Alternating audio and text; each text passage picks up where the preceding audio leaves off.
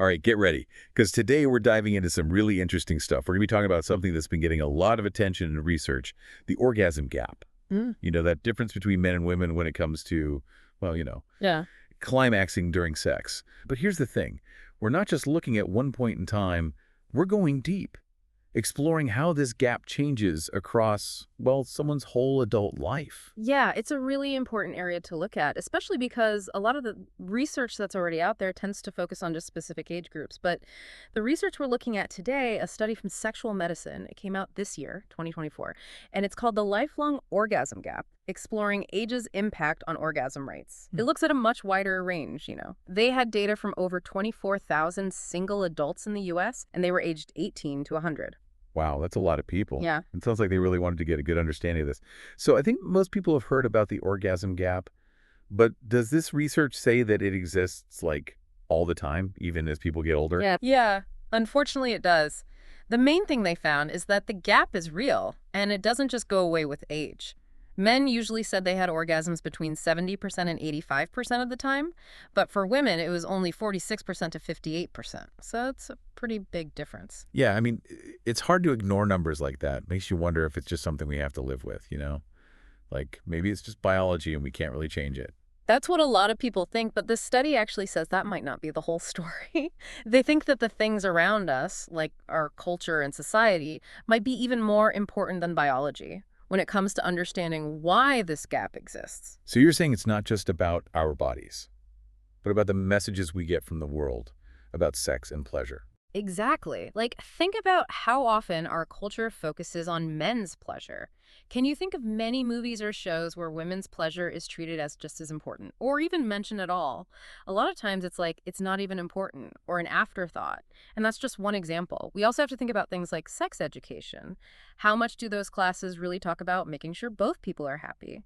Or about women's pleasure as much as men's? Yeah, that's a good point. It's like we're set up for this inequality right from the start, before we even have our first sexual experiences. Exactly. We take in these messages, sometimes without even knowing it, and they shape what we expect, how we act, and basically our whole experience in the bedroom.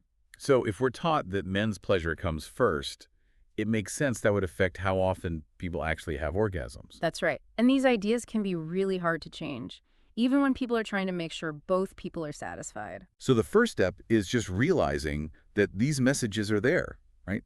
If we don't even know they exist, how can we change anything? Hmm. But then how do we actually DO that? How do we change these ideas that are so ingrained in our culture? That's where things get really interesting, and this research actually gives us some good ideas.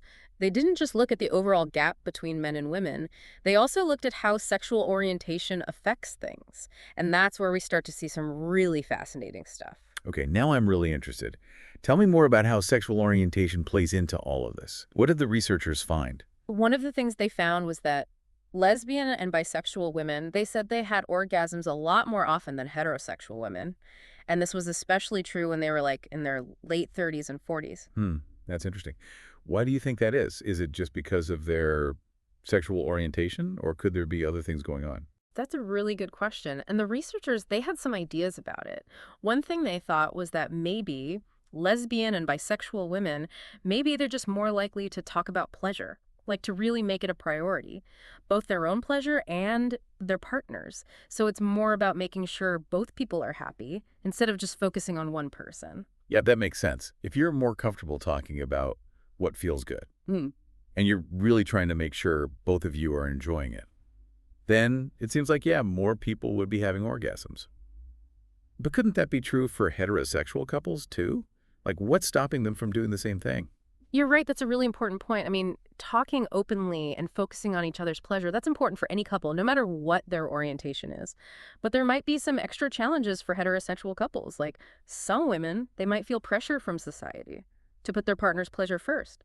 Or maybe they're afraid to say what they want because they're worried about being judged. So it's those messages we were talking about before, right? Those messages that say men's pleasure is more important. It's like a never-ending cycle. Exactly. And it just shows how important it is to talk about these things, to challenge those ideas and make a space where people can be honest about sex and pleasure. Now, the other reason the researchers thought lesbian and bisexual women might have more orgasms is because of the types of sex they're having. Okay, now we're getting to the good stuff. What did the study say about that? Well, they didn't go into too much detail, but they think that maybe lesbian and bisexual women, they're more likely to try different things besides just intercourse. Things like oral sex or mutual masturbation or using sex toys. All those things can feel really good and help women have orgasms. So it's not just who you're having sex with, it's also how you're doing it. If you're always doing the same thing, you might be missing out. That's a really important message, especially for women who feel like they don't have orgasms very often. Absolutely. It's all about exploring, communicating, and figuring out what works for you and your partner. And this brings us back to age. Remember how we were saying the orgasm gap exists for people of all ages? Well, when you look at sexual orientation, too, it gets a little more complicated. Okay, I'm listening. Well, What happens when you add age and sexual orientation into the mix? well, the study found that older gay and bisexual men, and lesbian women too, they actually said they had orgasms more often than younger people. So for them, it seems like the more experience they have, the more satisfied they are. Wow, that's really interesting. So even though the gap between men and women is still there as people get older, within certain groups like gay men or lesbian women, they actually have more orgasms as they age. What do you think explains that? Is it just because they're getting better at sex, or is there something more to it? I'm just thinking maybe as you get older, you just become more comfortable with yourself, like with your body and who you are, and maybe you care less about what other people think, and you can really focus on what you want. Yeah, I think you're right. As we get older, we usually understand ourselves better, like both physically and emotionally.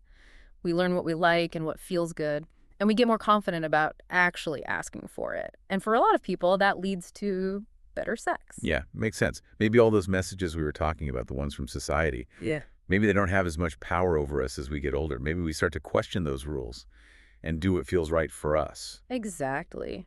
We might feel like we can finally do what we want instead of what we think we're supposed to do. And that can be really freeing, both for ourselves and in our relationships. It's like we can finally be ourselves and have the kind of sex we want. But even though people might be growing and feeling more free, there's still that gap between men and women when it comes to orgasms, even when they're older. Yeah, that's true. It's a really complicated issue, Yeah. and there's not one simple answer. But I think this study really shows how important communication is. It doesn't matter how old you are, or your sexual orientation, or how much experience you have. Every couple needs to talk openly and honestly about pleasure. So it's about making sure both people feel comfortable. Like they can say what they need and want without feeling judged. But what if those conversations are hard? What if people feel awkward talking about it? Well, that's when talking to a professional can be really helpful. Therapists and sex therapists, they know how to help people work through these challenges. They can teach people how to communicate better and be more intimate. So it's okay to ask for help if you need it, Hmm. especially when it comes to something as important as sex. I guess the main thing is to really own your pleasure, Yeah. to know what you want and not be afraid to ask for it. That's exactly it. And this research, even though it was about single people, it makes me think about what happens in long-term relationships. Like, how does being together for a long time change things? How does that affect the orgasm gap? That's a great question. So much to think about. Right. It just shows that there's still so much we don't know Mm. about sex and pleasure. It's a journey, not a destination, as they say. Well, thanks for talking with me today. This has been really interesting. It's given me a lot to think about, both for myself and for how I talk to my partner about these things. To everyone listening, remember to focus on your own pleasure, be open with your partner, and don't be afraid to ask for help if you need it. See you next time.